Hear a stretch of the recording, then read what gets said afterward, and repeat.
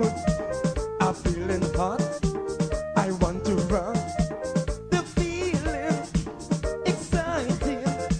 So darling, let's do something. I want to rub my body on your body.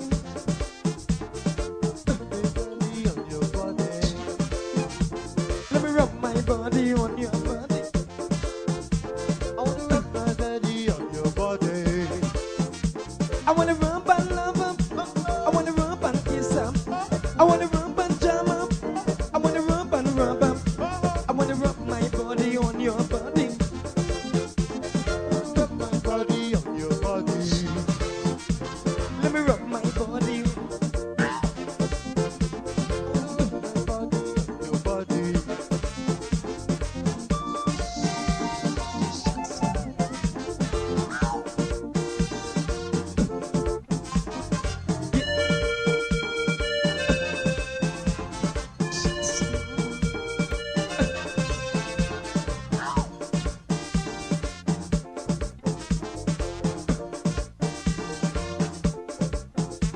I just get paid.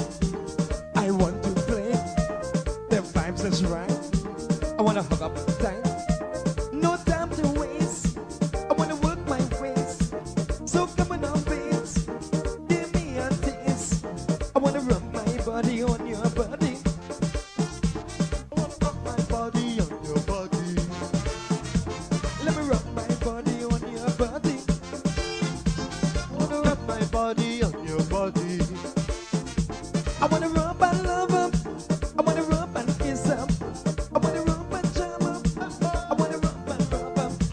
I wanna rub my body on your body. I wanna rub my body on your body. Let me rub my body on your body. I wanna rub my body on your body.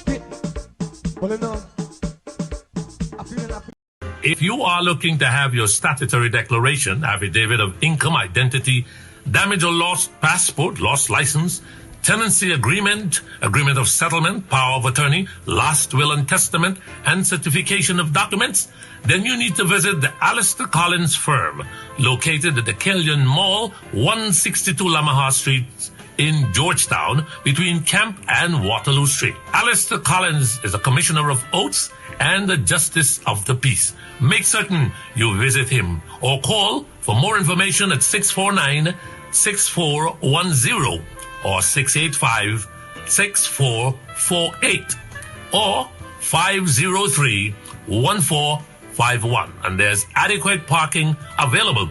Go down to the Alistair Collins firm and have all of your legal issues settled and brought to the fore. Alistair Collins Firm. Contact them at Alistair Collins Firm.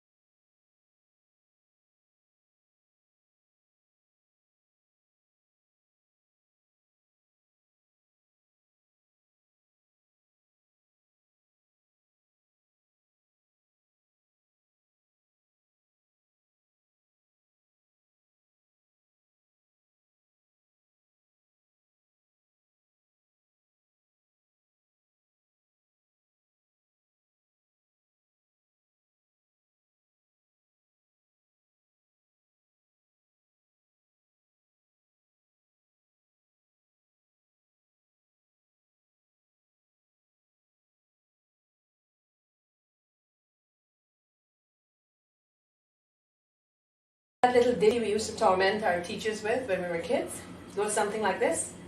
Onward, upward, Mary had a go. Day by day she tied it to a rope, till at length they got a busty rope, and Miss Mary had to run behind it. We had a lot of fun with that, but do you actually know how beautiful these words are? Here's the Song of Guyana's Children by W. Hawley Bryant.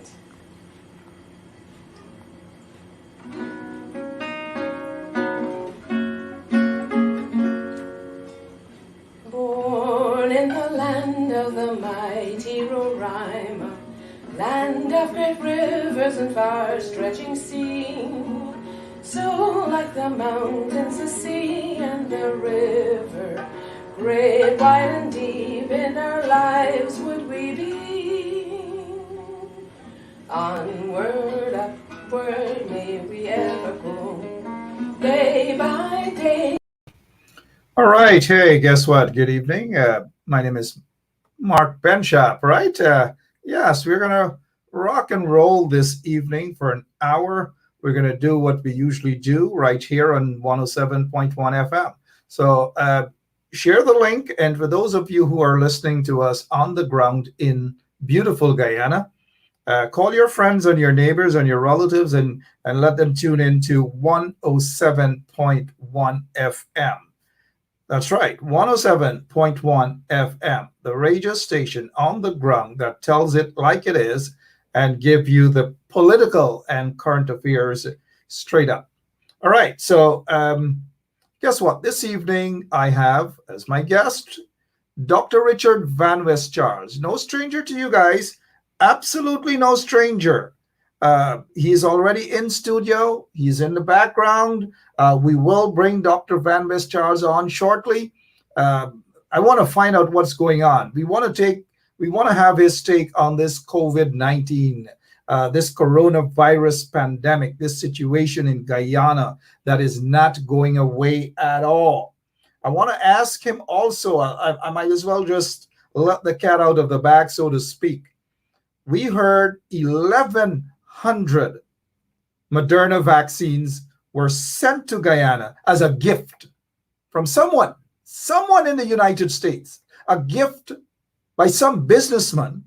But yet when one of the reporters asked the Minister of Health, Leslie Ramsamy, who's this gift from? He said he doesn't know, he can't remember, he will have to check. Well, that was 72 hours plus ago.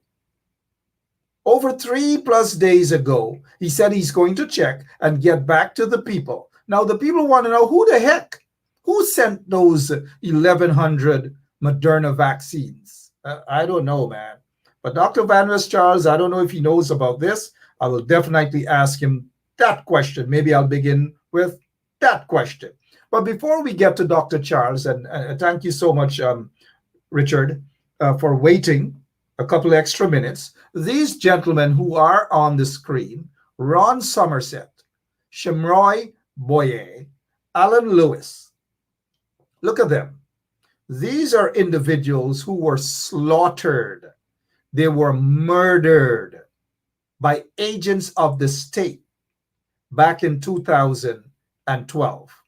They were slaughtered. They were murdered out there in Linden. All because some of them were protesting, some of them was not. They were just going about their own business and they were doing their thing. I don't know. But these guys are 3 martyrs out of Linden. And the anniversary was yesterday, the 18th of July, yesterday.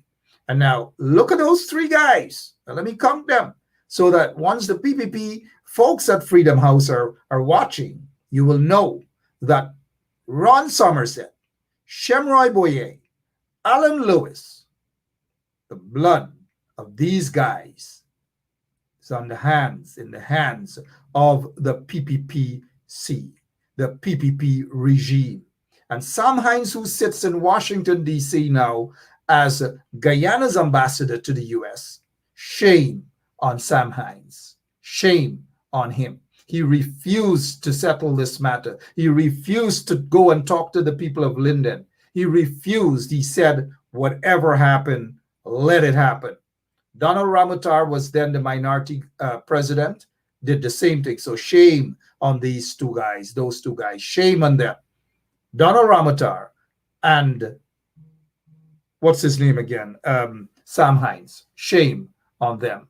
These three guys were slaughtered by agents of the states, members of the Guyana police force, who opened fire on them and killed them on that dreaded night or day in Linden. Lots of people were out there. People were protesting. Almost all of Lindeners were out there protesting. But this is what the police did to them. That is exactly what the police did to them.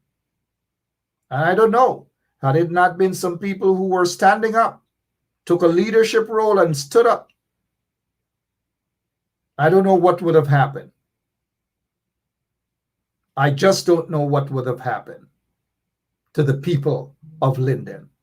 I just don't know what would have happened to the people of Linden. And so tonight, we take this opportunity to remember these three guys: Ron Somerset, Shemroy Boye, Alan Lewis. We'll take 30 seconds to remember them. 30 seconds. 30 seconds. They deserve more. A moment of silence.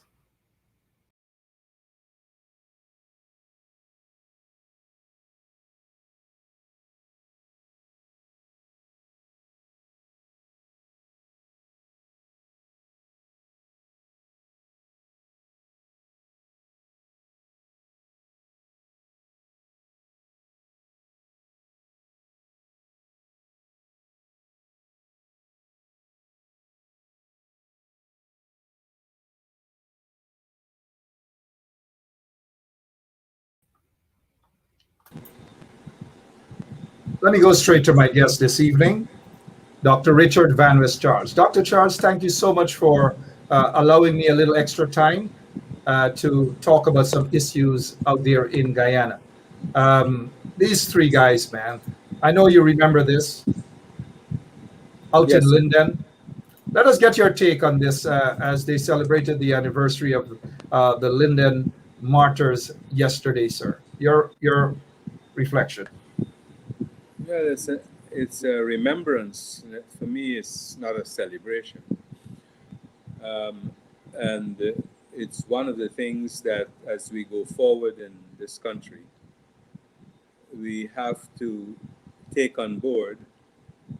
And at some point, when we have truth commissions, these are things that have got to be dealt with. I think most telling at the moment is the need for our young men, young women, to be clear in terms of their rights when dealing with the police. Because I believe that, and I would really challenge the Minister of Home Affairs to start a program by which you can equip the young citizens of this country in terms of their rights in dealing with in their interaction with the police. Because many of these young people are not apprised of their rights, and the police, some of them are not well trained, and they just erode these rights of these citizens, and they do all sorts of things. Even in the case of what happened in Linden, murdered young people, because these are young men that have been murdered. And so this is a matter which I believe should not rest. But in terms of the anniversary, we, I think, nationally should take the opportunity of informing our young men and women of their rights and how they should respond to the police. Even today, we see in Linden where the police invade the homes of people and removes people from their homes, and sometimes the families are unaware as to their whereabouts. Now, these are unacceptable conditions, and the police seems to have gone rogue in this country. Rogue. And they feel that they can stop and do whatever they want. Some of these young policemen. There are many good policemen who understand and who understand how to deal with you. But there are rogue elements. We cannot deny that there are rogue elements. And I want to say to them that their silence in many ways condones the actions of the minority. And it's important from a professional standpoint and the integrity of the police force that the senior ranks should address these matters in a forthright manner. And the government should ensure that this is done forthwith, because we cannot continue in this society in this manner. Well said. Dr. Richard Banris Charles is with us this evening talking about the Linden martyrs. 2012, this happened where police slaughtered these three young men. Some of them were going about their business and just probably watching on what was going, a peaceful protest. They were slaughtered. They were murdered by members of the Guyana police force. And nobody within the police force was actually ever brought to justice. So the killers are still there. Some of them are still there in uniforms. I don't know. But my prayers are with the people of Linden as they remember these three martyrs: Ron Somerset, Shimroy Boye, and Alan Lewis. Dr. Banris Charles, nice to have you back on. The last time you were on, we were dealing with the COVID-19 pandemic situation and the recklessness of the installed PPP regime. We were talking then about the circumstances under which the vaccine out of Russia, I believe it's the Sputnik V, being shipped in through a middleman. We have since heard recently that the second shipment of the second dose actually arrived in Guyana. We have seen no evidence, no photographs, nothing at all. Let us start off with that and your perspective, sir. Well, you know, as I said when the last time I was on,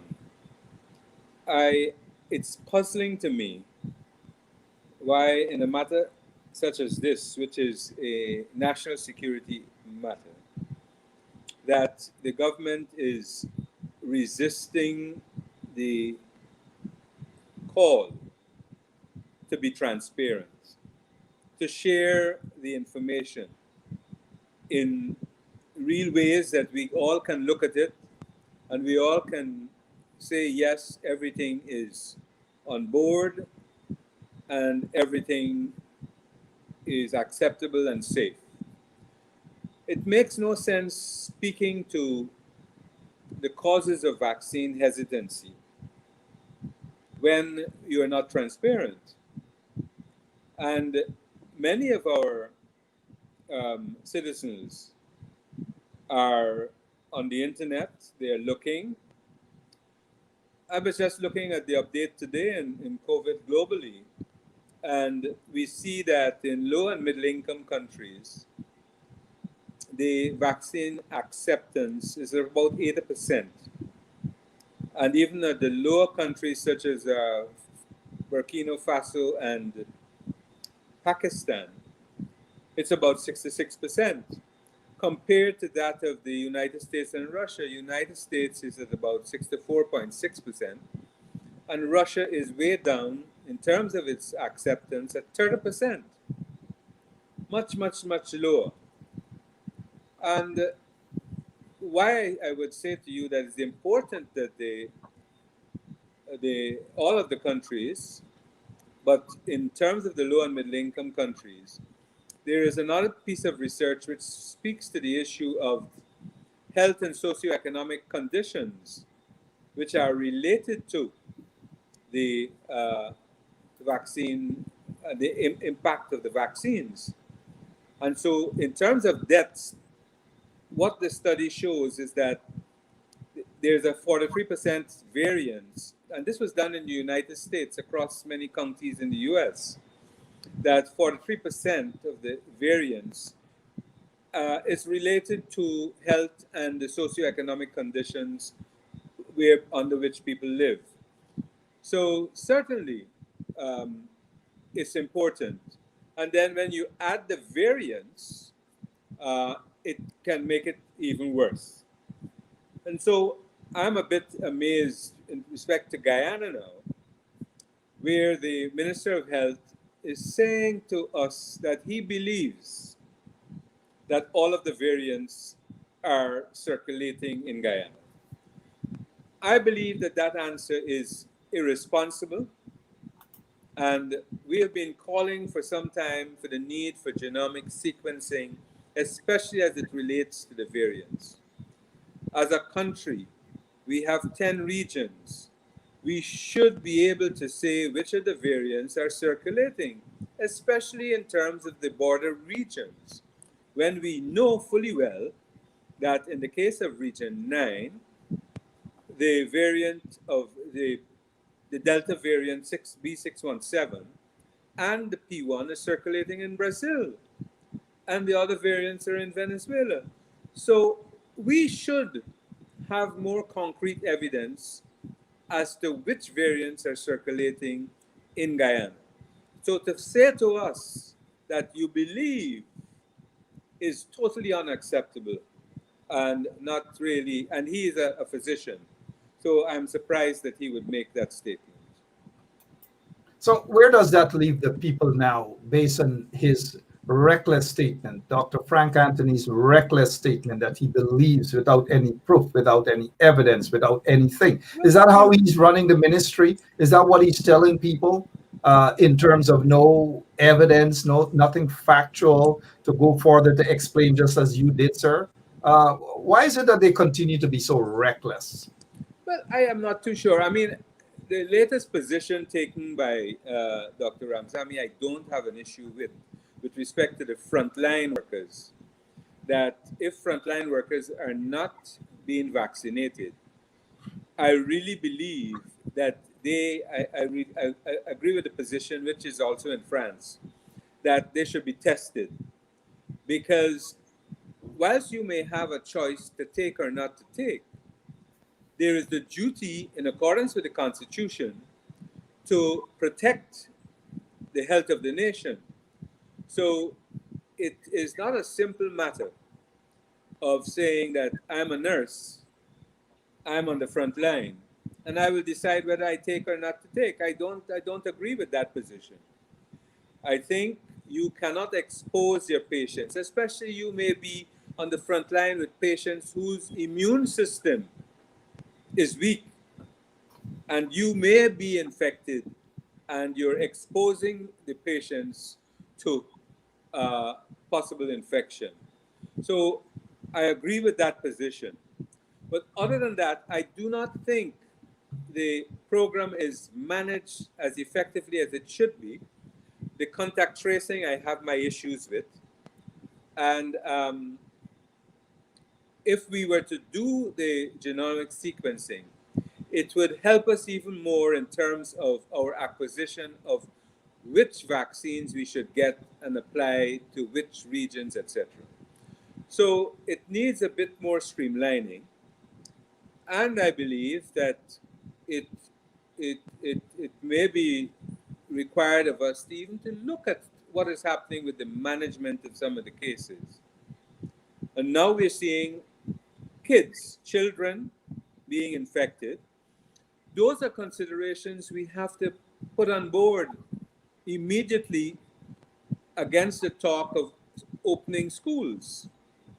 So this is a very, very serious issue. And I don't understand the resistance to having more people involved in the discussion and the decision making. And I am saying again, you have physicians in the diaspora, Guyanese physicians, Guyanese nurses who are involved in the fight against COVID. Bring their experiences, bring their knowledge into the picture that we can have better experience and more safety for our people.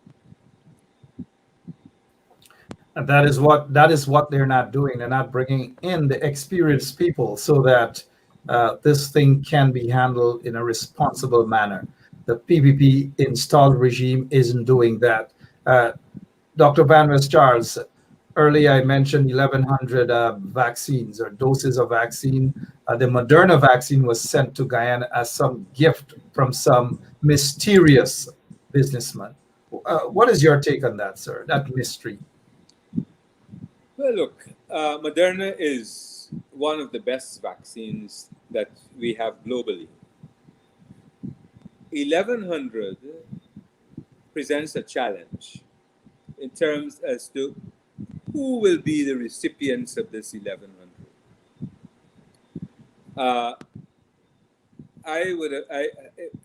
I'm not too sure how they are going to begin to allocate. And are the 1,100 vaccines first dose or second dose? So one needs more data, more information on what is the composition of the 1,100 Moderna vaccines, as to how many people can be given the Moderna. So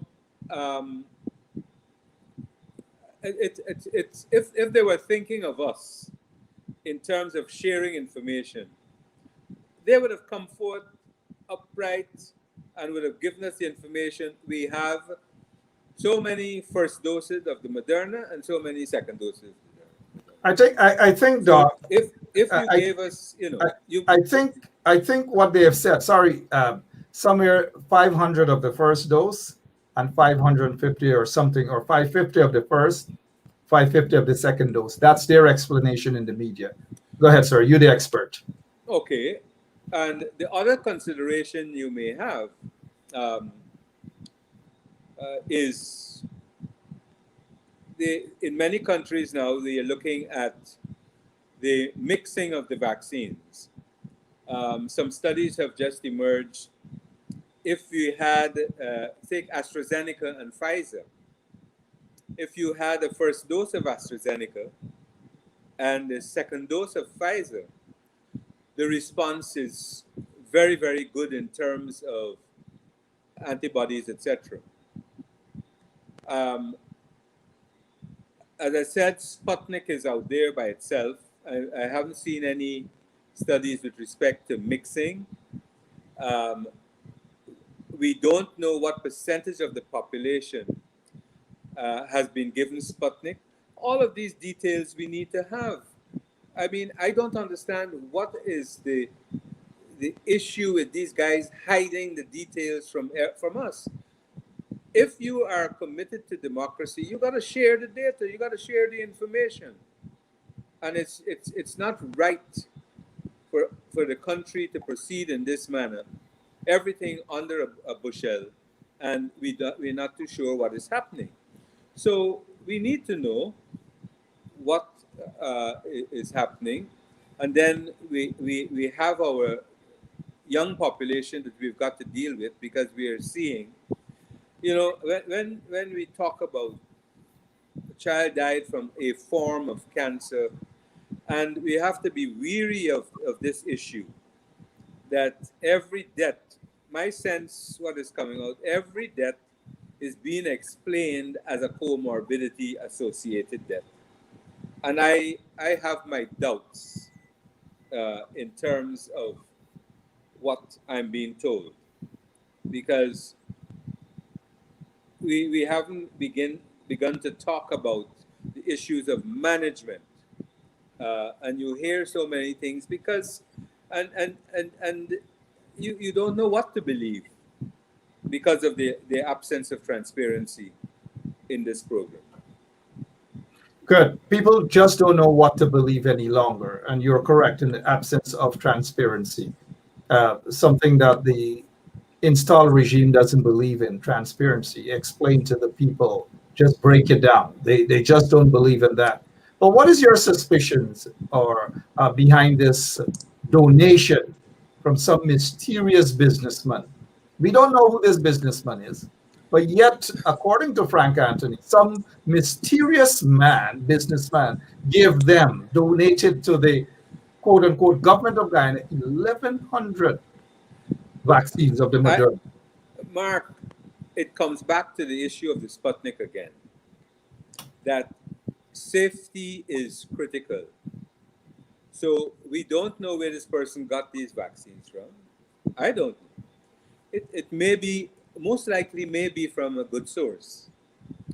But if it was from a good source, I'm not saying that, but if it was from a reputable source, a good source, who would want to hide that from the public? But the question mark pops up now when the question was asked of Dr. Frank Anthony to reveal who this donor is. He himself said he doesn't know, that he has to check. Well, well, that's a problem because he must know. And that is not a right answer. He must know who is the donor. But what we want to know is the safety issues related to all of these vaccines. And that is the issue that he has to speak to. I can understand a donor not wanting their names out there. I can understand that. Fair enough. Yeah. But you need to at least assure us of the safety issues. And more and more, we want to know whether whether it's not expired, because these vaccines are expired. You don't know if somebody is getting a donation of expired. We've seen these things in the past with donations of drugs with a short shelf life and all of these things. So it's not something that we are pulling out of a hat. This happens in the medical world where you've got donations and the shelf life is very short and then you can't use it. So just assure us by giving us more information in terms of its expiry dates, in terms of its production date, in terms of the cold chain and how it came and all of these things. We need this information. Well, let me ask you this. Of course, we need all of that information and more. But they're surrounded with these questionable way in doing things, secrecy. But the Moderna vaccine, can I, as just a regular citizen, walk into any pharmacy anywhere and say that I want to buy 1,100 or I want to acquire 1,100 doses of the vaccines to send out of the U.S.? At this point, no. But even if you you had access to purchase vaccines, and you're talking to me, the Minister of Health, I would know that Moderna vaccine is one of the top vaccines around. So I would say, how can I use your access to acquire more for my country? I wouldn't leave you with the 1,100. I would say, look, let me use your gateway to acquire more of the Moderna vaccines. Exactly. For my country. And we have this issue with the kids. I would say, do you have access to Pfizer? Right? And therefore, how do I have the gateway? So let us broaden our thinking and look at these things carefully. I mean, it's just puzzling the way they manage Again, Doc, I think you answered the question. So as a citizen, meaning a regular person, can I walk No, into no, any no, no, farm? no, no. At this point, no. Who can? Who can? Based on your knowledge. I think there is some consideration now. It hasn't happened as yet for physicians to have access to the vaccines, but not somebody off the street. Maybe it could be a physician who is connected to one of the manufacturing houses that has access and Sure. has decided to donate. Maybe. If that is so, what I'm saying is, anyway, the Ministry of Health should, if they're going to receive a vaccine, they need to have that information anyway. Joe Blow can't come to me and say, I'm donating this, and I just accept it without inquiring all of the core issues related to the vaccines so that it is safe. So, I mean, it's just puzzling. I want to be kind. It's just puzzling. It's very puzzling. It's I don't know. And then they say that they gave it to the nurses, and then the remainder they gave to members of the public. Again, very puzzling, Doc. But you're the expert. That is why we have you here tonight, to break these things down for people, our listeners, to have a better understanding as to what's happening. 1,100 of the Moderna vaccine. They don't want to reveal who it came from. The Sputnik V coming from a middleman. I don't know, sir. And I said this is a total deviation from the way that vaccines have been ordered in this country. It's this zigzag mechanism, but and one has to ask yourself, why is this situation manifesting itself only with Guyana? You're not hearing of these stories in the rest of the Caribbean, you know? So let us again, I call for greater transparency. I call for the inclusion of the opposition in the National Task Force on this matter. I think it will help us more. I welcome our involvement in terms of the vaccination program. I think vaccination is required and needed. When we look at what is happening with the variants around, although we haven't got any specific information on which variants are circulating, but we should know. We should know. Of course, we should know. Moving on now, 35 minutes after 9 o'clock. Those of you who are listening to us, maybe for the first time via YouTube as well, good evening to all of you. Just share and hit the subscribe button, so when we're on, you'll get that notification via YouTube. The Minister of Health, no stranger to controversy, no stranger to making ridiculous statements, public statements. She has said that schools will be reopened as of September. What is your take, your professional take on this, sir? Well, let me say to you, look, there are many conditions that must be met before schools are reopened. Many, many conditions. And before I left GWI, before my services were terminated, and this has nothing to do with my comment, a survey was conducted of the schools across the country. And the sanitary conditions are appalling. And I think if you are going to reopen schools, in terms of with the overarching issues related to the pandemic, I think these are critical issues that must be addressed. Secondly, we are seeing what's happening in terms of the infection of young people, even infants. And therefore, there must be serious consideration with respect to the immunization of our young people. Now, the cash grants that there's a lot of discussion about, I think it's a misnomer, and it shouldn't be an education cash grant. It shouldn't be named an education cash grant.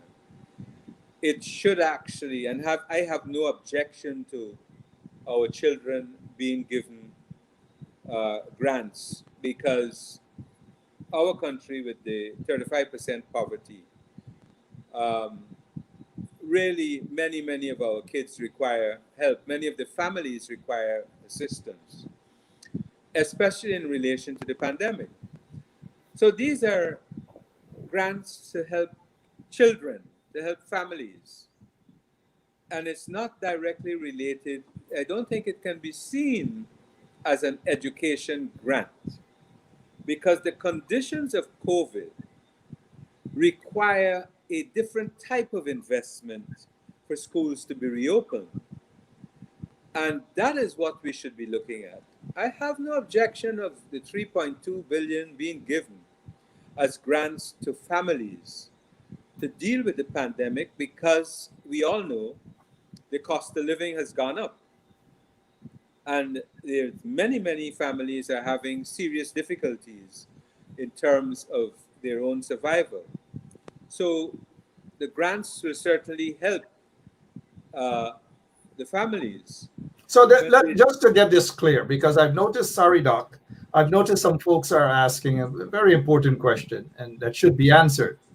That this We Care, suddenly We Care cash grant, 19,000 per child. I want to make this quite clear. 19,000 Guyana dollars, which is about, let's round it off to 100 US per child. It simply means that this is not a weekly stuff. This is not a monthly stuff. This is just for the year, and that's it. So that's where the gimmick comes in. When they were in office, it was 10,000. So Priya and her regime decided now that it's going to be 19,000. They gave these students the 19,000, and that's the end of it. It's done with. Whilst I agree that yes, they need it, it's timely, I just see it as a political trickery on the part of propaganda, on the part of the regime. So answering the person's question here, is it per month or per week? No, it's not per month or per week. It's per year. Go ahead, doctor. Right. So, and even if it's per year, all right, it's a grant per year. But it cannot be seen as related to education in the way, because the demands of the educational system in the light of COVID will be much more. And so what we're not seeing, and what they're not giving us very clearly, is the investment in the educational system that is required to respond to COVID. That's one. And this grant of 19,000. As I said to you, I have no difficulty with the 19,000. If they can give more, certainly I would be happy. They're not going to give more, Doc. It's a political PR stunt. They're not going to give more. I hear you. But, you know, I always give people a chance, because I'm sure they're listening to us, and they may have a supplementary budget that they may decide to give a bit more. So in other words, they might give the families them some pink slips as well. And just like the scandal with the pink slip for the COVID cash grant, that thousands of families have not received it. They've gone back into the pink slip trickery, and they're still not giving people who have signed that pink slip. No, it's a PR stunt. It's propaganda. I understand people are happy for the $19,000. Yes, they should take it, but it's just another PPP propaganda. Now, what I have a problem with, Mark, it's a lot of people walking around with money and distributing this to the children. This is a very strange system of distribution of resources that defeats accountability, because you are unable to have healthy accountability in a system where people are walking around. And they must be able to find different means by which you can verify a family that has so many children and that they can get so many kids. Because you know, someone was cracking a joke the other day that you have a family, a mother and a stepfather. The stepfather is looking after the kids, and then this cash grant comes out, and then the father turns up and takes the children to go and get the grant, and he goes off with the money. So those are many things can be happening in terms of when you have cash being distributed in this way. And you have serious issues with respect to the accountability, the loss of impact in terms of assisting these kids. You know, sometimes in many of these homes, these kids require a mattress to sleep on, require other basic necessities. Transportation to go to school, breakfast, and all these different things. Kind of like what you guys did when you guys were in office. That was something that people could hold on to and say, this is a real government with real policies, with a better understanding as to what is needed, as opposed to, hey, come, here's 19,000. I don't believe we have looked at the transportation issue with respect to children in a rather comprehensive manner. But it was done. It was done under the coalition government. It was done. Well, you see, what I'm saying to you, Mark, is this. I believe, and this is my own personal view, is that even the school hours, if you have analyzed it properly, the school hours may even change to allow the school buses, and you need more school buses, you need more boats, etc. And I'm not knocking that. You need more bicycles. You need more breakfast. No more schools with breakfast. But compared to the 23 years where nothing existed, because you know, I was in Region 9 for the elections, and we distributed quite a lot of bicycles there also. Because when you hear the stories, the Tushas will come and say, I have so many kids, they have to walk for 2 hours, 3 hours to get to school. Now, by the time they get to school, they're tired, they're not able to focus, etc. Those are things that I honestly, I felt ashamed. I got where you're coming from, Doc. I know where you're coming from in terms of these kids and having to walk 2 miles and so forth, 5 miles. It happens even in the Berbice quarantine area. People have no transportation to go to school. The parents have no monies, nothing to send their kids to school. And even in some cases, when the kids go to school, they're hungry. They don't get nothing to eat. And this is why I'm saying to you, Mark, that the investment required for opening, especially as it relates to COVID, is more than what this cash grant. So don't call this cash grant an education cash grant. Fair enough. It is not an education cash grant. It's just a little top up. It's a top up. It is for the family. It is for the kids. Just for the year. It's a political stunt. It's a PR stunt. But we require a robust investment in the educational system more so because of COVID now. Fair enough. Yeah. And I got you. We hope Priya Manik-Chan is listening, because this thing here, people want the money, they're going to take the money. Nothing is wrong. It's taxpayers' money. It's not PPP money, it's taxpayers' money. But the point that I was making, Dr. Van West Charles, is that under the coalition, we saw a better approach in understanding the needs or what needs to be done. I'm not denying that. And I am saying, though, as a Guyanese, when I see kids or even a father having to, instead of the kids walking for 3 hours or walking for 3 miles, or no breakfast or when they're paddling for 3 miles, I think, as I said to you, especially in the light of the resources that are about to come upon us with oil, etc., clearly the investment for our children must be a priority. Must be a priority. I agree with you 100% on that.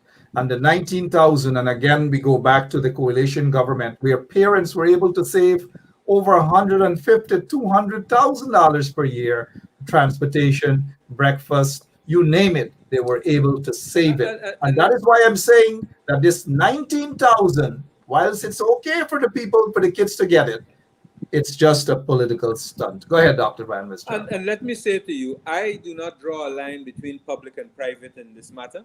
Fair. I believe these are our children, and our children must be taken care of.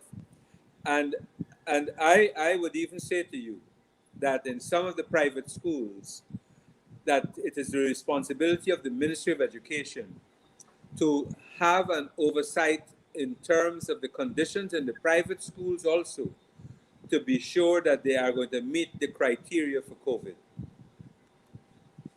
Fair enough. And they're having a debate now. I'm sure by tomorrow they're going to issue, or Miss Priya Manik-Chand will call a press conference to say that they've decided that private school students will also get this access to this 19,000, which is good, but it's also a recipe for corruption, massive corruption, as we saw that happen in the COVID cash grant situation, where thousands of persons have not gotten anything, maybe because of who they supported, which political party they supported, maybe because of something else. We are going to see and hear the same as it pertains to this 19.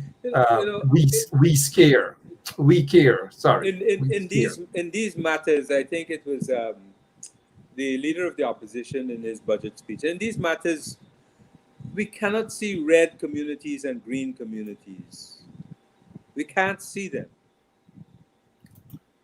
We must be blinded to these colors. And we see Guyanese. We don't see ethnicity. We don't see religion. These are Guyanese children that have got to be given their equal rights and access to basic needs to permit them to have good growth and development. Yeah, and that is so true. Unfortunately, these folks don't look at it that way. And that is why, again, I go back to say it's a recipe for major corruption. One of the things pointed out, the flyers that were circulated did not reflect the overall ethnic makeup composition of Guyana. It was changed only after Member of Parliament, Coretta McDonald, pointed it out. And because of pointing it out, Priya Manik-Chand and her gang got upset, and this usual back and forth nonsense, this back and forth coming from Priya Manik-Chand, it doesn't do well at all. But enough of her for now, man. Enough of that. So you are saying that schools should not be reopened September. Is that what you're saying, sir?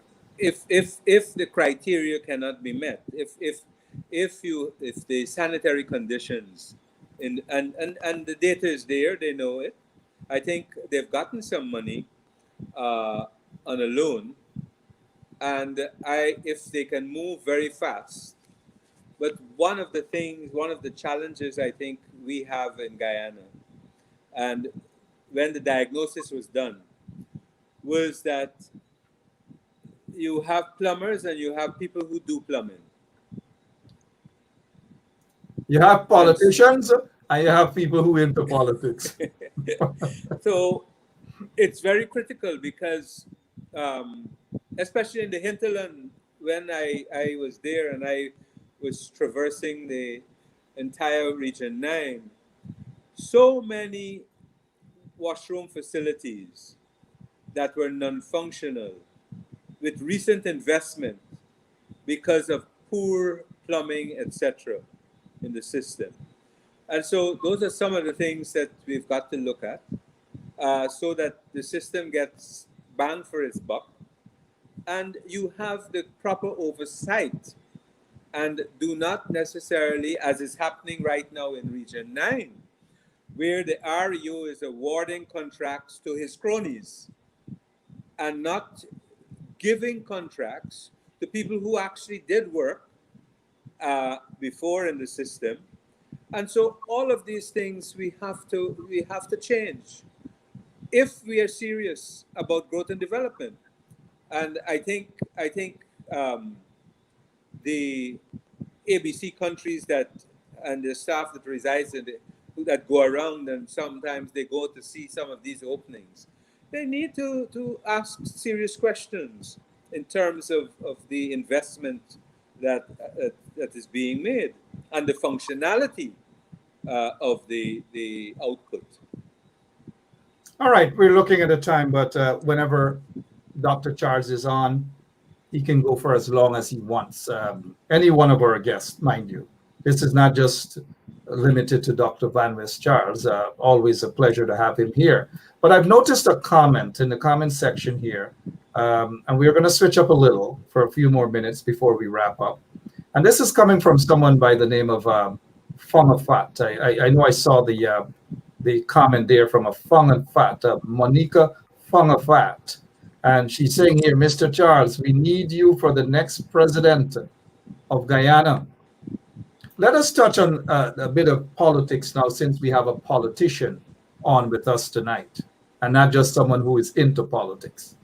The last time you were on, you said that if you are nominated, if someone nominates you from within the party for a position of leader, I believe the leadership of the party, you will accept and you will run.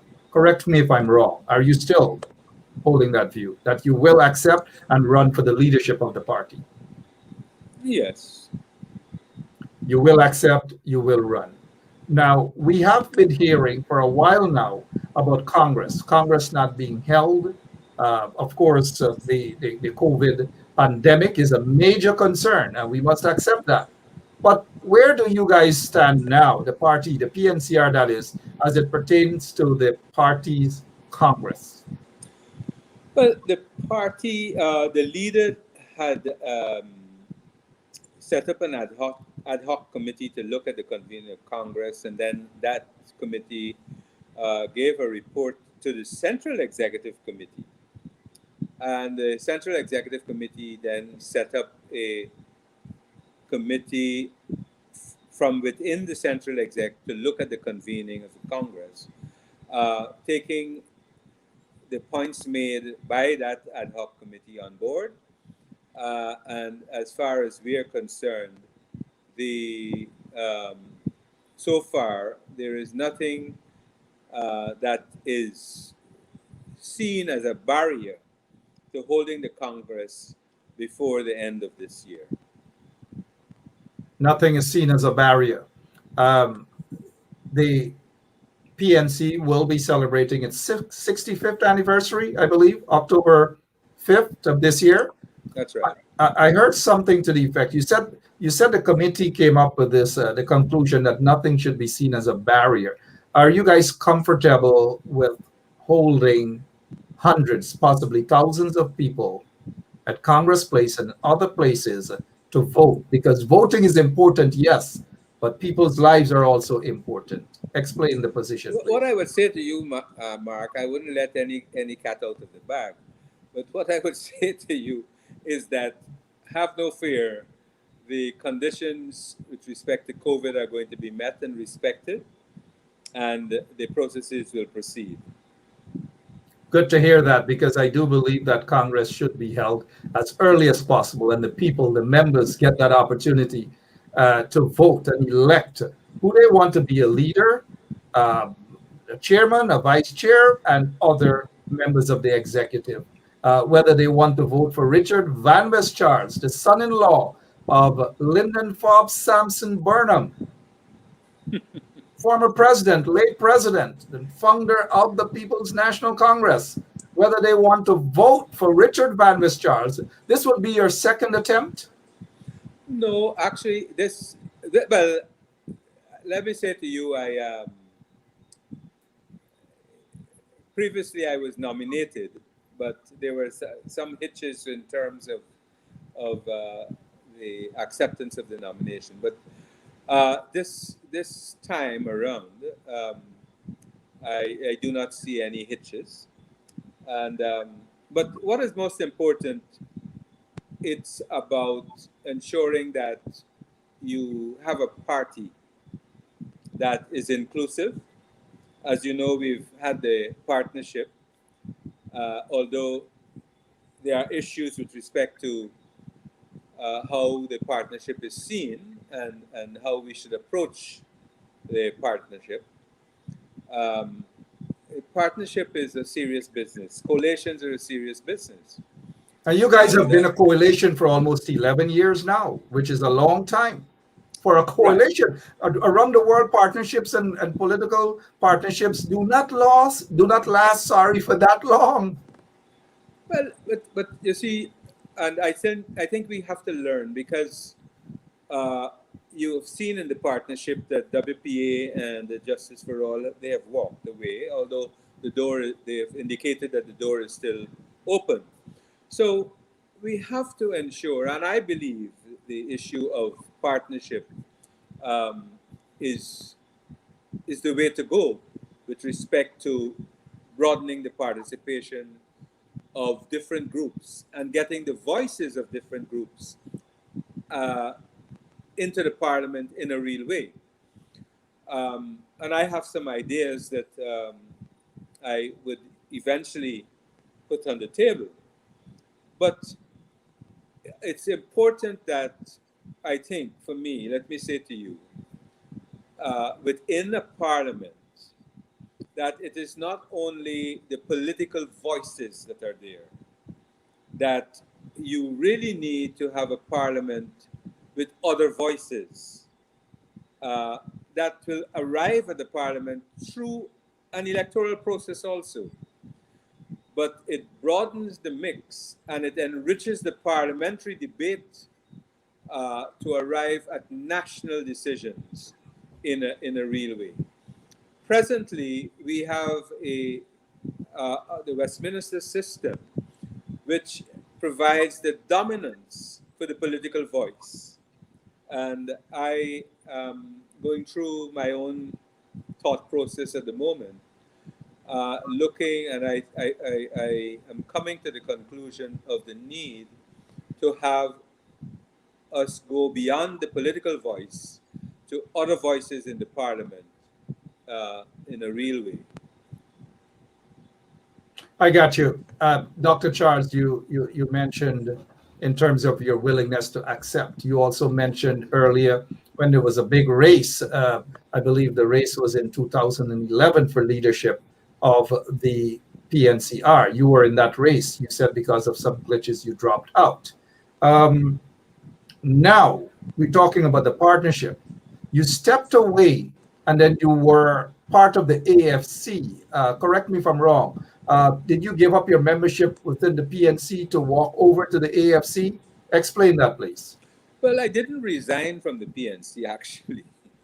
But I was a bit frustrated with some of the issues at that time.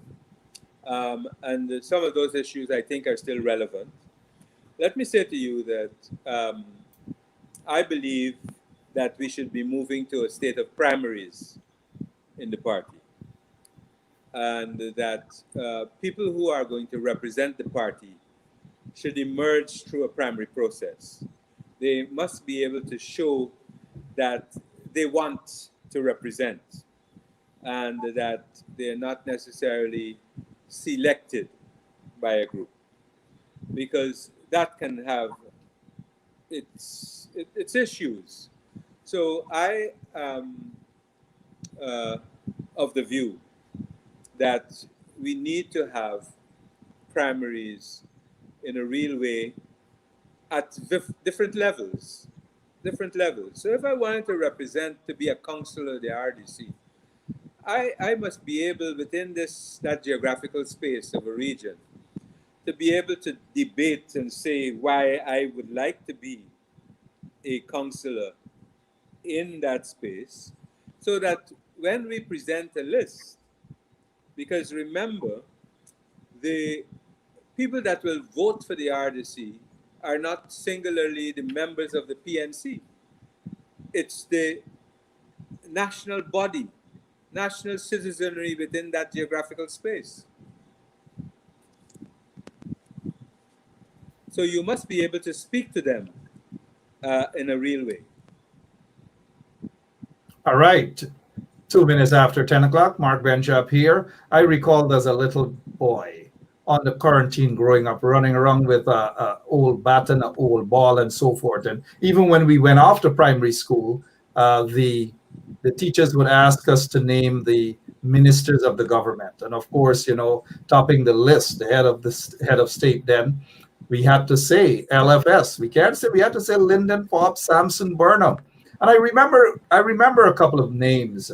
One of them being, I recall then, a fellow countryman by the name of Dr.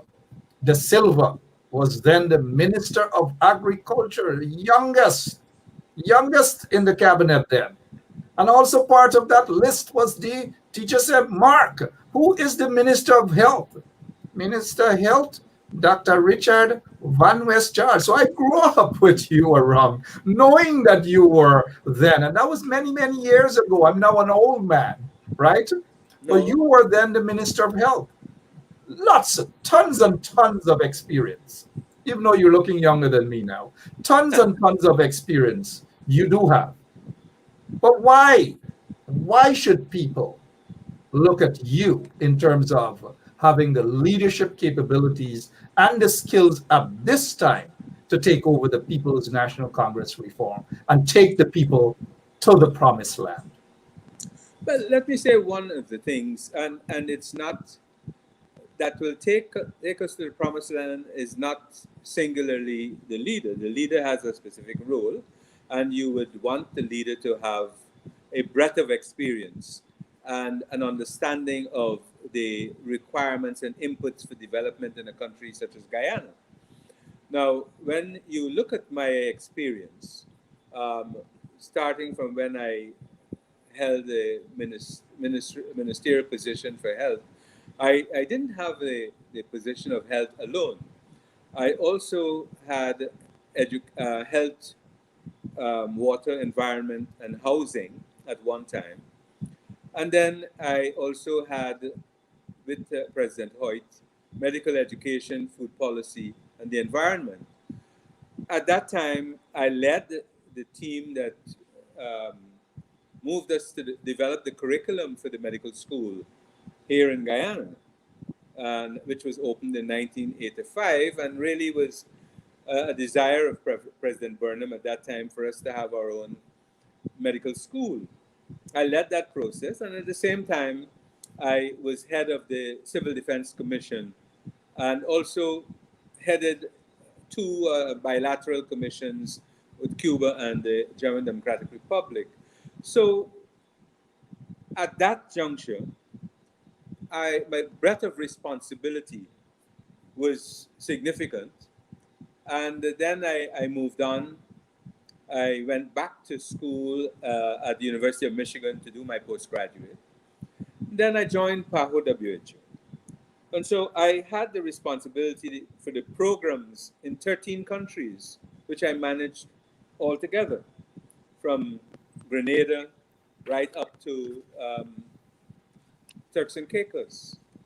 And then I moved on, Jamaica, and being responsible for Jamaica, Cayman Islands, and Bermuda in terms of the programs.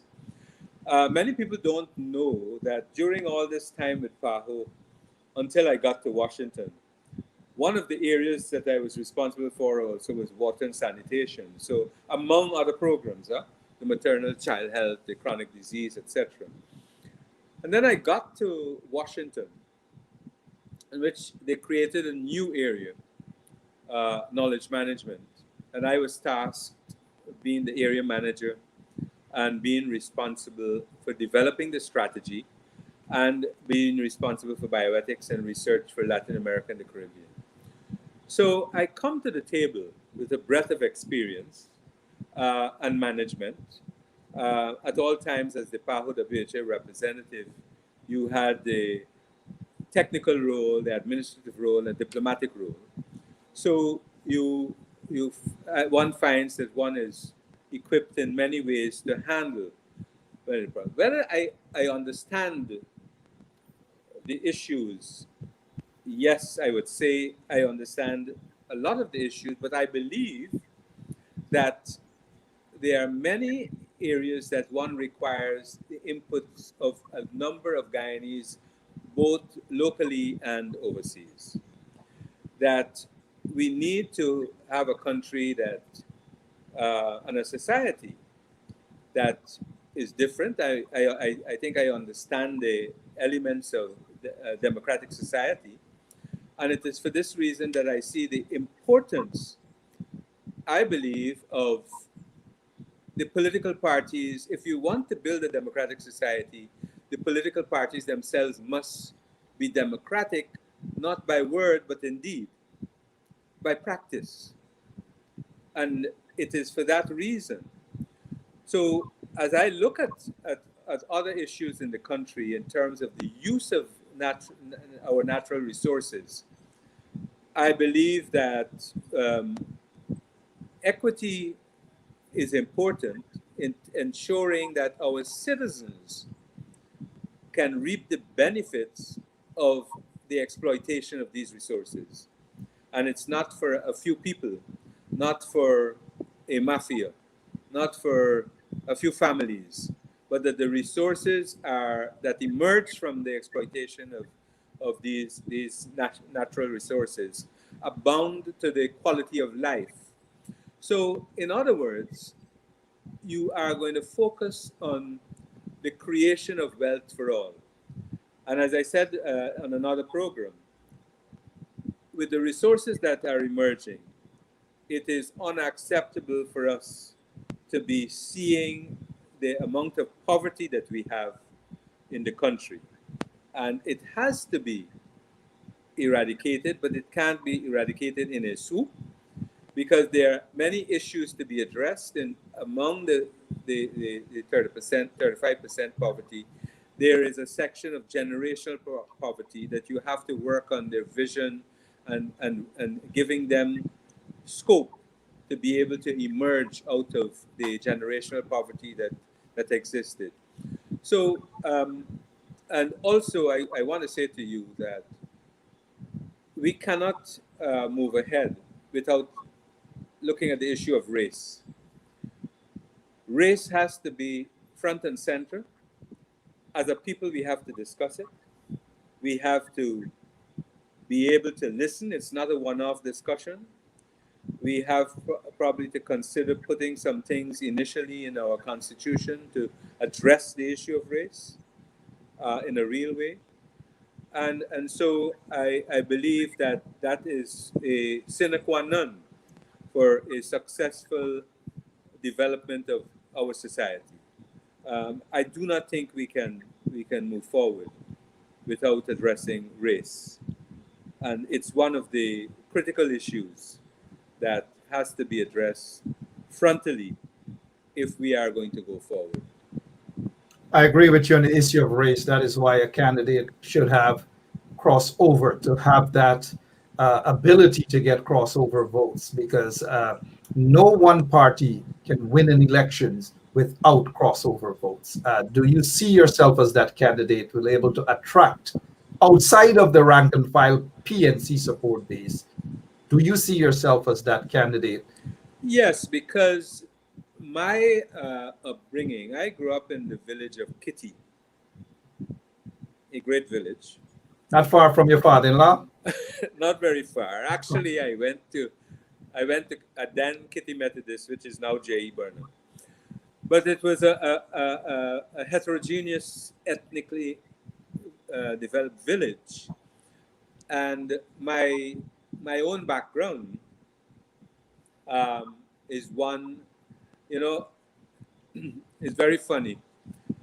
When I was born, on my birth certificate at that time, race was defined. So they had mixed race. But as I grew up and I traveled, I was defined ethnically. And I know who I am. But more so, my preeminent identity, I say to people, is Guyanese. That's my preeminent identity, Guyanese. And I am one of those who believe that we must begin to collect data on ethnicity in the country. In a multi-ethnic country as ours, we should be able to move to the point of recording data based on ethnicity. Why? we are then going to be able to identify the inequities in every facet of life in the country based on the ethnicity, and be able to deal with it in a real way. So when we begin to look at the allocation of resources for all areas, so we look at how people may want to define themselves. People may want to define themselves as Amerindian, as Black, as Indian, or African, as you may want to say, or whatever. But I would say to you that there is a need to collect data based on ethnicity, especially even when it comes to medicine, in terms of how we may order drugs right now for a section of the population, drugs that are more efficient in dealing with Black people in terms of hypertension than other people. So those are things that, and there are many other things that we can talk about in terms of my own preparedness to deal with the issue. But at the end of the day, Mark, it has to be about the society. It has to be about the country. I have 5 grandchildren right now. So I would like, none of them are here. So 2 are in Trinidad, 3 are in Canada. So I would want them to, they have rights to Guyanese citizenship. So I would want them to see Guyana as a place that they want to be living in, to raise their families in. And so that is where we need to move this country very, very fast in a way that we can live in harmony. It doesn't mean that each ethnicity may not enjoy its own idiosyncrasies, but it also speaks to the issue of the amalgam that Fort Burnham talks about in terms of the blending of these idiosyncrasies also. All right. So I know one candidate has already said that he is the man for the job. And hence my reason for asking you that being the man for the job cannot take one to the promised land with just the support within the rank and file of the party, but you need to get support outside of the party. I'm glad that you have answered that question in terms of broad-based support. When those other candidates come on, I'll ask them the same question. But before we go, again, do you believe that you are the man for the job at this time? What I said to you is this, Mark. At this juncture, you really need a team of people that can move this country forward. And you need also mechanisms that you can bring the voices of the people into the decision-making process. If you look at how the PNC is structured in terms of the governance model, it is meant to bring the voices of the membership into the decision-making of the party. Likewise, we have to talk about a participatory democracy by which we bring into the decision-making process the voices of the people. And I think that is an enriching process, and it can only abound to where I see, and I'm interested in, the creation of wealth for us all as a people. Usually politicians, when they're out of office, they talk all these wonderful things in inclusionary politics and democracy and these things. This is not to say that if you are elected, we don't know, but you and I have been friends for a while, and I wish you all the best on this campaign. Feel free to return here, talk about your policies, talk about what you can do to take the party to the promised land. We don't know as yet, but we can just go by your years of experience, sir. So then with that, you do believe that you're the man for the job? Yeah, certainly. Because look, But as I said to you, and I really mean this, in terms of the leadership, yes, but it requires A team, a a competent team. team I got to you. move forward. I got you. And let me say to you, I say I am the person, but I don't make that decision. It's the decision that rests with the membership. That does not mean that I'm going to pick up my ball and bat and run away. I want to see a party that is viable, that is national, that can make a contribution, provide the leadership, and that can communicate and relate with the other political forces in the country, so that the society we build will be one that allows all of us to have a better quality of life. Fair enough. I subscribe to the issue of even moving to the point of a government of national unity. I believe it is not an us and them situation. We've been hearing that for a long time. Since I was a little boy, I was hearing a But national. it is something that we have to do. It is what will give us, to my mind, a gateway for a successful country. All right. I like the point. I like fighters. Just like the late Congressman John Lewis said, good fight. Hoping that you will be a leader that is prepared for that good fight, to stand with the people out on the streets when they need, or whenever it's necessary to protest and to confront all of the ills that we're seeing in society today. You said even if you're not elected leader, you will still stay and fight. You've also used the term frustrated. As something that you were frustrated and you just went over to the AFC. This frustration seemed to have, were you frustrated under Corbyn's leadership as well? You don't have to answer it now. Answer it another time when you come on. Your closing remarks, sir. No. And look, in politics, let me say to you, in politics, there are moments that you have serious differences. In healthy politics, the serious differences don't make you enemies. And Robert is a comrade for me. And I wouldn't say we did not have differences. Yes, we had differences. But today, time has elapsed. It's my comrade, it's my friend, and we stand.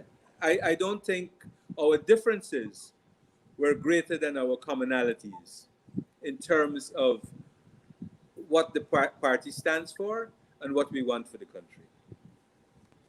Dr. Richard Van West Charles, don't be a stranger. He said that he's the man for the job. Others are saying they're the man for the job. They're the woman for the job. The current leader is saying that he may run again. We don't know as yet whether David Arthur Granger will run as leader of the People's National Congress. Again, we don't know. But if he is going to be running, you are going to be running once nominated. Others are going to be running. I promise you guys that this platform, 107.1 FM, is for all of you guys to sit down and to have debates and so forth. And let the people, when I say the people, we know people out there, they're voting. Some saying yes, Van West Charles, some saying new blood, some saying Aubrey Norton, some saying that y'all shouldn't pressure, people shouldn't be so ungrateful to David Granger, and all these things. I'm looking at some of the comments. You guys are welcome here anytime. But you were about to say something, Dr. Charles. Go ahead. No, look, we have to understand in a democratic environment that people can opt to run for different positions. And it is the people that will make the final decision. Most important, it's what we're doing now. It is the sharing of that information to help people to arrive at that point of making the right decision as they see it. Because sometimes the wrong decisions are made. But it is how we communicate to the people. And I believe that the democracy I want to see, or the democratic society I want to see constructed is one that constantly brings people along, and that it's a sustainable process of development, that our younger folks will be able, well matured and oriented, to take over and have the society grow even further. You sound like the late Hugh Desmond Hoyt. All politicians talk about the young people and grooming them to take over. This is not an insult to you. I respect you. I do believe that you would make a great leader, just like I do believe others have the capacity to lead and to be leader as well. This is no endorsement of anybody at the moment, and I just have to smile at that. But there was one quick question that I had for you before you go. I seem to have forgotten that, but maybe the next time you come again. I want to take this time to thank you so much, sir. Dr. Richard Van Charles, your input in terms of the COVID-19 pandemic, it's tremendous. And thank you so much. The people are forever grateful for what you have done during this pandemic here. I just wish that the opposition can probably have their own press conference every single week, or maybe twice a week, and to include you, since you're talking about inclusionary sort of democracy and teamwork and so forth and so on. They shouldn't exclude you to say that if Dr. Van Charles, is that a buzzer in your house? Your wife put a buzzer for you to come off the show? No. Give her my regards, man. Give her my regards. Dr. Van Charles. Okay, I will. 30 seconds, your closing remarks. Thank you so much. Good. Yep, thank you. No, I said anything else. Your closing remarks, sir. Well, no, I feel free at any time, Mark, to ask me any question. I am willing to come on. There are many issues still for us to talk about. This is a cooperative republic. There are issues that we can share and speak to as we go forward. Thank you so much. Again, apologize to your wife. I heard the buzzer twice. People heard it. And we know what that buzzer is about. Bedtime, Dr. No. Thank you so much. Appreciate it, sir. Good. Richard Van Charles, dear. Dr. Richard Van Charles, telling it like it is. And this is what democracy is all about, where we have our guests to come on, those who are running for whatever office. It's okay for them to come and talk about why they are the man, or they feel that they are the right candidates. And this is okay. Dr. Van Charles spoke of his length, his years of experience in terms of managing stuff. He feels that should now be transferred into becoming the next leader of the People's National Congress reform. He spoke about that. He spoke about the fact that he has the ability to win crossover votes. Because as I said, this thing is not just about running and getting the support of just the rank and file or the majority or some of the rank and file supporters. You have crossover votes. There are people who are sitting on the fence who want to vote. And you have to. The next leader, if Mr. Granger doesn't run again, well, if he says that if he runs, he's going to beat them. Good evening to you, Mr. David Arthur Granger. He says he's going to beat them. Aubrey thinks he's going to beat them. Dr. Van Charles thinks he could beat them. But so far, we're only hearing from these three, right? Valda Lawrence, we haven't heard officially from her whether she's going to run or not. We don't know that as yet. But I'm sure if she's to say that she's going to run, then she also feels that she can beat all of the men in the race. And she would say she is the woman for the job. I don't know. Hey, I love all of you guys, man. All of you. I'll be back tomorrow, same place, same time, right here on 107.1 FM. And all of you who are listening to us on the ground, thank you all so much. And before I go, I just want to say this again. These three guys, the martyrs, the Linden martyrs, we've got to remember. We've got to remember them. Slaughtered under the PPP regime. Slaughtered these individuals. Ron Somerset Shemroy Boye, and Alan Lewis. We've just got to remember them. You know, one of the things that I'm a little disappointed, I haven't seen a statement from the opposition, the APNU, AFC, or we can say the opposition, the PNCR, the party. We haven't seen a statement. If there was a statement pertaining to these, remembering these Linden martyrs, forgive me, but I haven't seen a statement at all. I don't know why. No press release from the opposition, nothing. But when you talk, they get vexed. They want to strangle Benschop. They want to take their boots and put it on my neck. That's what they want to do. But I'm not going to allow that at all. Sometimes there are things that we have to remember. We have to show appreciation for. And we have to show respect. These folks, these three Lindeners, deserve the respect. Look at all the people have gone through. You know this? 28 million or 27.5 or something like that. Guyana dollars paid for this. It couldn't work. They were sending it to Linden to spray the people with water or whatever else they were going to spray the people with. But it broke down on the way. Bought under the PPP when Clement Rohi was the Home Affairs Minister. Donald Ramatar was the president. Waste of taxpayers' monies. $27.5 million. $27.5 million. I don't know. But yet, the PNCR silent about the Linden martyrs. The PPP remembers. They remember their martyrs. Whether it's 60-something years ago, whether it's 40, whether it's 50-something years ago, they remember their martyrs. They pay respects to their martyrs. We don't. Well, when I say we, you know what I mean? Meaning those who are not PPP. Come on. But then again, they're going to go in a corner in their little chat group.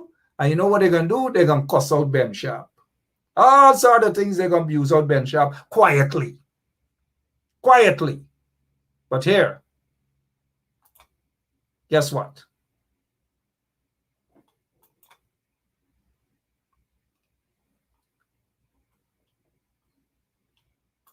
All right, enough said. I'll be back tomorrow. Same place, same time. We got to leave you with this. Psycho Andrews, this song, man. A lot of people, when I don't play it, people get upset. They message me and they ask me, why the heck haven't I played this song? So I've got to play it. Speaking of Psycho, what is it? Andrews Supermarket. Go down there. Just shop right there. Buy everything. Just buy everything there at Andrews Supermarket in South. I give Andrews Supermarket a plug. I got to give Quality Food Mart a plug by Borby's Car Park. I give them a plug. I give everybody a plug, man. Everybody a plug. God bless you all. A lot of things going through my mind. I want to talk about the install regime, but I got to go. God bless you. So long. It's hard to be at peace with the ones who are so discard. It's hard. Them have a knife in your back and them smile it so broad. Help me to deal with the ones them who said them love me when them really don't. Help me to deal with the fans them kill me flesh when the crowd a shout. Jesus, help me on the battlefield. Jesus, help me on the battlefield. Help me on the battlefield. God, the booby traps with them set is real. I never want to take your glory, Lord. Send your angels to encamp around about me and stand guard. To envy is so easy and to love it is so hard. Let me work for your glory and not for the award. Don't make me ever get caught up in the scream and the applause. And go talk about the blessing and not talk about the Lord. All these things are vanity. I need your reward. Let me be real. Don't put on no facade. Help me to deal with the ones them who said them love me when them really don't. Help me to deal with the fans them kill me flesh when help me on the battlefield. Jesus, help me on the battlefield. Help me on the battlefield. God, the booby traps with them set is real. Sticks and stones can break my bones, and words can harm me. They can harm me. When the evil come against me, you'll protect me. You'll protect me. Father, I need the strength of your son, cause you know my work is not done. Lord, I need that endurance just to finish this race that I run. Help me to deal with the ones them who said them love me when them really don't. And help me to deal with the fans them kill me flesh when the crowd is shout. Jesus, help me on the battlefield. Jesus, help me on the battlefield. Help me on the battlefield. God, the booby traps with them set is real. You tell me to stand firm, cause every little plan you have a confirm. I know them evil plan turn. In a darkness, me a the lantern. So help me to deal with the ones that who said them love me when them really don't. Jesus, help me to deal with the fans them kill me flesh when the crowd are shout. Help me on the battlefield. Jesus, help me on the battlefield. Help me on the battlefield. God, the booby traps with them set is real. Help me to deal with the ones them who said them love me when them really don't. Help me to deal with the fans them kill me flesh when the crowd are shout.